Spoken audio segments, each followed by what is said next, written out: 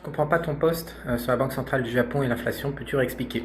Alors, en fait, les banques centrales font des déclarations généralement pour motiver le peuple ou pour orienter le peuple dans des anticipations et des comportements économiques. Et la plupart du temps, en fait, ils martèlent mon objectif est à 2% pour éviter que les gens aient trop de demandes vis-à-vis de leur salaire et aussi trop d'anticipation inflationniste. Parce que l'inflation contrôle littéralement le système économique. C'est la base de la base. Donc, il y a les déclarations officielles qu'il ne faut absolument pas écouter et il y a ce que font les banques centrales. Donc, il y a plusieurs outils, mais on peut regarder celui des taux d'intérêt sur le Japon. Là, je vous ai mis 40 ans en fait, le 20 ans. La courbe du haut ici, c'est le 20 ans. Donc, il y a 2,80. Donc, on voit que avant 1994, on était sur 5 à 7% de taux d'intérêt.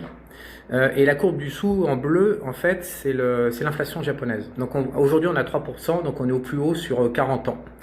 Ce qui se passe, c'est qu'on voit que dans les années 90, quand il y avait 3% d'inflation, les taux réels, les taux à 10 ans étaient à 6%, aujourd'hui ils sont à 2,80. C'est-à-dire qu'aujourd'hui, les taux sont à négatifs, c'est une fois qu'on enlève l'inflation, alors que il y a 40 ans ou 30 ans, quand le Japon gérait d'une autre manière sa situation économique, les taux d'intérêt étaient réels, donc étaient entre 2 et 3% net.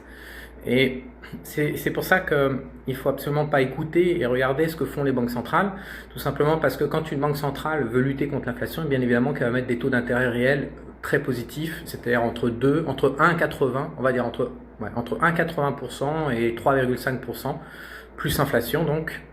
Là, il y a une volonté réelle de gérer l'inflation. Quand on met des taux d'intérêt réels comme en ce moment négatifs, il y a une volonté réelle de ne pas gérer l'inflation. Parce que pour tuer l'inflation, il faut des taux d'intérêt réels positifs. Et plus ils sont élevés, et plus la Banque centrale cherche à contrôler l'inflation.